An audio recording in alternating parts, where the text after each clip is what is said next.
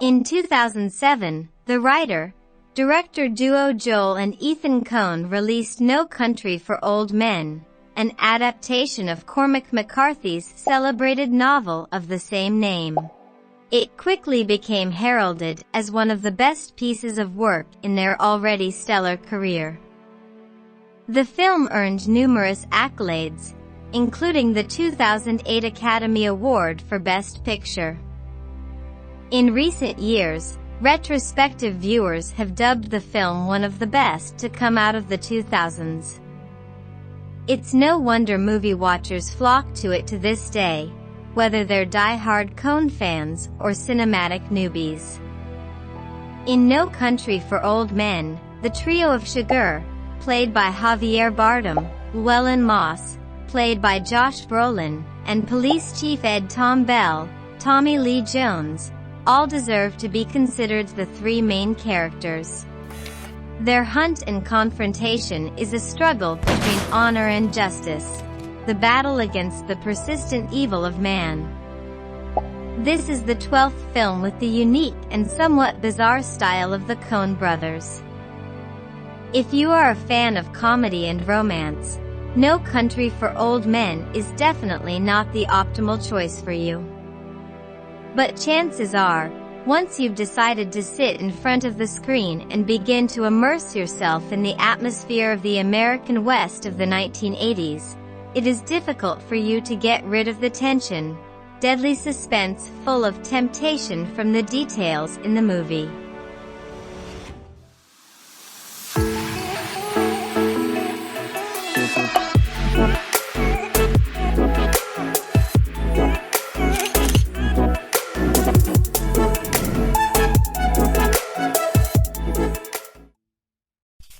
No Country for Old Men is about a hunt between three men in the Texas desert, near the U.S.-Mexico border, in 1980. It all started when Llewellyn Moss, a Vietnam veteran, fell in love. Flag picked up a suitcase containing $2 million in the middle of the desert, where two drug gangs had just slaughtered each other after a failed transaction. When Moss decided to take the money, it was also when he pressed the start button for the crime cycle that even the law that still exists inside the old body of the Sheriff Bell, Jones, also unstoppable. Discovering that Moss had the money, the leaders of the two gangs sent dozens of assassins, including serial killer Anton Chigurh, to hunt him down. That dead money makes him a rat, having to run away from the bloodthirsty wildcat Chigurh. The story wouldn't be strange if the person hired did it right with his job, but what makes us unacceptable is that he kills everyone he meets, killing people for no reason. He also has a chilling hobby, which is deciding to kill or spare by tossing a coin. The duration of the film is spread relatively evenly for the three characters, building a separate story for each. In each of those separate stories, the qualities of all three characters are clearly depicted, serving as the background for an overall film. A cold and disciplined Anton Chigurh twice uses the coin to decide whether to kill or not. A greedy but brave Llewellyn Moss, when trying to solve the problem, comes to Anton, as well as when daring to return to the place where he collects money just to give water to a dying person. And Ed Tom Bell worships the rule of law and justice, always thinking that justice will be done where he lives. Moss moves to a hotel in the border town of Eagle Pass, and at the same time discovers a tracking device in a suitcase, but Chigurh finds him. A gunfight between two masters takes place, causing a civilian killed and both were wounded. Moss ran to Mexico and was taken to the hospital by a Norteño band. Carson Wells, Ed Tom Bell's partner, came to convince Moss to hand over the money. In return he would receive protection, but was unsuccessful. Chigurh cleaned and sutured himself with items he had stolen, then sneaked to Wells' hotel. Wells tries to negotiate with Shiger to save his life, but the killer shoots Wells dead as soon as Moss calls. Shiger picks up the phone and vows to kill Carla Jean unless Moss gives him the money. Moss retrieves the suitcase from the banks of the Rio Grande and arranges to meet his wife, Carla Jean, at a motel in El Paso, where he intends to deliver the money to her and take her to safety.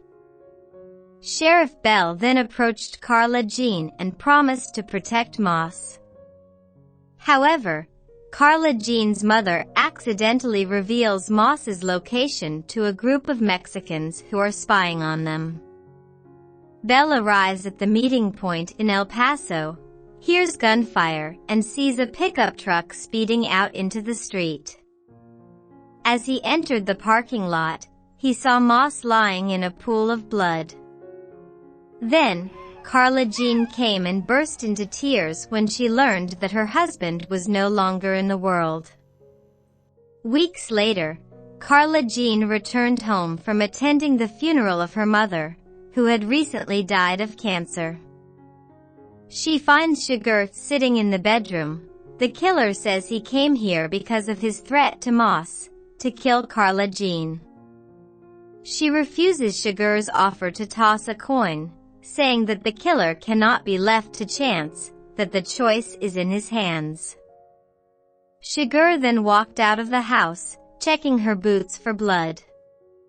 While Shiger was driving through the neighborhood, a car hit him and injured him. Shiger then bribed the two witness children to silence them, then left. Money is the cause of all problems. We see what happened to Moss? Before he got the money, he had a wife who was not smart but loved her husband very much. He had the leisure and peace to go hunting in the grasslands. But after getting the money, Moss runs away like a hunted animal, and ends up dying for nothing. Money is what governs the meaning of life and human life, through purchases and sales, rental services, cooperation agreements. The most outstanding representative of this order is probably Carson Wells, a man who practices scouts, but calls himself a businessman, and always negotiates money to decide his life and death actions. People, including himself. The villains who hired Shiger, they thought they were smart, they thought they could make Shiger their tool. In fact, they were as innocent as children. The final scene, in which Shiger bribes two children so that they don't tell the police he's been in a tragic accident, is like irony that the reality of the money deposits the two realities of robbers and the mercenaries. Money has invaded America in the movie through drug trafficking and citizens who cover criminals to get money. Two children, beneficiaries of all moral and legal protections, sold out their moral and legal rights to a serial killer in exchange for money. And Shiger, the strong who became the weak because of the unfortunate accident of the random transportation, also had to use the money to negotiate with the children, thereby breaking his individual rules. Since No Country for Old Men follows in the footsteps of Shiger, the main reality the film presents is the reality of violent punching. The film has no background music, no discourses about justice, reason, or human equivalence, only the very real sounds of the chase, and the rapid images of the deaths make no sense. Meaninglessness has a place in the order of violent punching, for no strong man can win against randomness. But it has no place in the order of the masses, where justice and humanity are needed, nor in the order of money, where it is necessary to give meaning to competition and lust. Llewellyn Moss represents the modern-day worker. Llewellyn could have escaped with this money, because he exhibits composure under pressure and modern ingenuity, and also he becomes a good citizen if you don't pick up that suitcase of money. But the choice to take the money ended up costing him and his wife their lives. Anton Chigurh represents a wide range of extreme criminals. Not even his clients or other famous men can survive the madness. He kills people for reasons that are hard for old people to understand, and the FBI can't catch him. The character Ed Tom Bell is a special character. In the original story, this is the main character, playing the role of narrator in each chapter. However, in the movie this is only shown at the beginning and the end of the movie.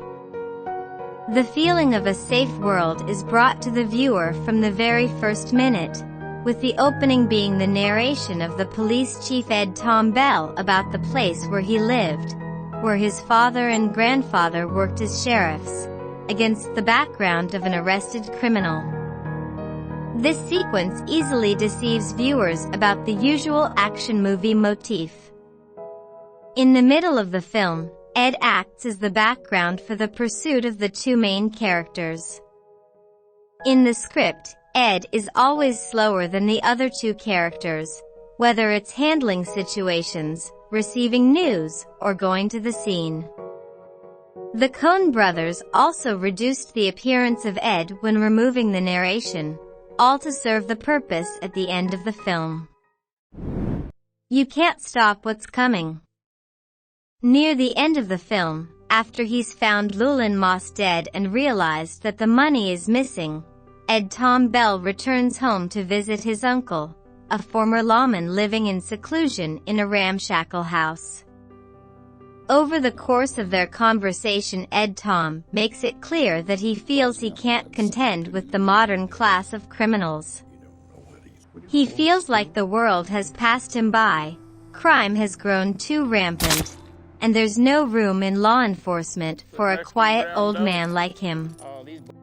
Ellis responds with a certain degree of sympathy, but also tells him about a horrific crime from decades earlier that, while not quite on par with the massive drug shootout at the beginning of the film, still reminds Ed Tom that violence is nothing new. The world is a dark place, particularly if you devote your life to fighting on the side of the light. Ed Tom's uncle reminds him that you can't stop what's coming, implying that all he can do is his best. Ed Tom seems to concede this point, but also feels the time is right to retire.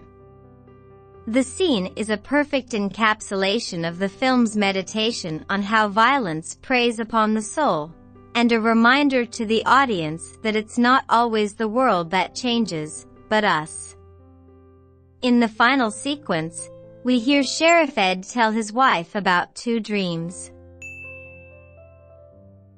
Anyway, the first one I don't remember too well, but it was about meeting him in town somewhere, and he gave me some money. I think I lost it. The second one, it was like we was both back in the older times, and I was a horseback, going through the mountains every night, going through this pass in the mountains. It was cold, and there was snow on the ground. He rode past me and kept on going, never said nothing going by, just rode on past. He had his blanket wrapped around him and his head down. When he rode past, I seen he was carrying fire in a horn, the way people used to do, and I could see the horn from the light inside of it, about the color of the moon. The second dream represents Ed's belief that his father, a law enforcement official, will lead him through the dark, and will show him the way in the face of crimes in Texas. But the first dream shows that Ed has lost his youth. Like the money in a dream that doesn't know what it's spent on, Ed lost his youth without knowing where it was squandered. And now he realizes, Texas is not a land for old people like him. Ed always regrets the past, regrets the time when society had many good people, the time when people still understood the meaning of their own life. It was different from the meaningless and irrational life in the present. It's like Ed feels that his hometown only exists in the past, when Ed's father was still alive, now that hometown is no longer there. That's why the movie is called No Country for Old Men. No Country for Old Men was criticized by many people for having a romantic ending. If the beginning of the movie makes the viewer think that they are about to see a movie with a happy ending where good people punish bad people or a tragedy in which bad people kill good people, the ending of the film does not follow both of those formulas. No Country for Old Men is not a movie that can be fully understood by watching it once. There are many hidden meanings and countless meanings condensed in the film. There is no boundary between good and evil, the only thing that exists is human nature. With what has been shown, No Country for Old Men deserves to be a movie that you should see at least once in your life. Thank you for choosing this video among thousands of other videos. If you find this video interesting, please click the like button and subscribe to ASK K-Pop Entertainment. Goodbye and see you in the next video.